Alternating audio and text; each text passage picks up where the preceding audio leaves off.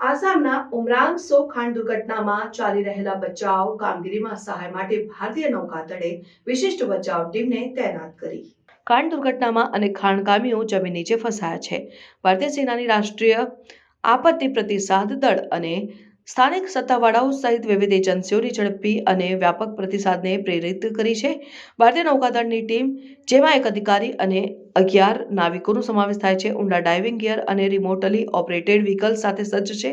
આ ડ્રાઈવરો પાણીની નીચે શોધ અને બચાવ કામગીરીમાં નિષ્ણાત છે, જે ધરાશયી થયેલી ખાણની પડકારજનક પરિસ્થિતિઓમાં અમૂલ્ય છે. ટીમને 7 જાન્યુઆરી 2025ના રોજ ભારતીય વાયુસેનાની કામગીરી દ્વારા વિશાખાપટ્ટનમથી આસામમાં હવાઈ માર્ગે લાવવામાં આવી હતી. ત્યારબાદ નૌકાદળની ટીમે તરત જ સેનાની એનડીઆરએફ અને સ્થાનિક સત્તાવાળાઓ સાથે જોડાઈને શોધ અને બચાવ કામગીરી શરૂ કરી. સંયુક્ત પ્રયાસો પહેલેથી જ એક મૃતદેહની પુનઃપ્રાપ્તિ તરફ દોરી ગયા છે.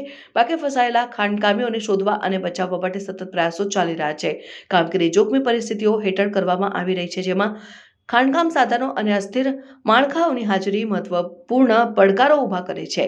સંકલન અને પડકારો. બચાવ મિશન વિવિધ એજન્સીઓ વચ્ચેના મસલતના સંકલનનો સાક્ષી છે અને નિયમિત અપડેટ્સ અને વ્યૂહાત્મક આયોજન કામગીરીની જટિલતાઓને નેવિગેટ કરવામાં મહત્વપૂર્ણ રહ્યા છે. એનડીઆરએફના ડેપ્યુટી કમાન્ડન્ટ એન તિવારીએ ચાલુ પ્રયાસો અને ખાણની અંદર અનિશ્ચિત પર્યાવરણને પાર કરવા માટે નૌકાદળના ડાઇવિંગ નિષ્ણાતોની મહત્વપૂર્ણ ભૂમિકા ઉપર પ્રકાશ પાડ્યો. સ્થાનિક સમુદાય અને સરકારી સત્તાવાળાઓ બચાવ કામગીરીને સક્રિય રીતે સમર્થન આપી રહ્યા છે, જરૂરી સંશોધનો અને સહાયતા પ્રદાન કરી રહ્યા છે. સંયુક્ત પ્રયાસો ફસાયેલા ખાણકર્મીઓ અને તેમના પરિવારજનોની સલામતી અને કલ્યાણને સુનિશ્ચિત કરવા માટે પ્રતિબદ્ધતાને રેખાંકિત કરે છે અને ભારતીય નૌકાદળનો ઝડપી અને કાર્યક્ષમ પ્રતિસાદ તમામ સંકળાયેલા એજન્સીઓના અવિરત પ્રયાસો સાથે દેશની આકસ્મિકતાઓને ચોકસાઈ અને કાળજી સાથે સંભાળવાની પ્રતિબદ્ધતાનું ઉદાહરણ આપે છે.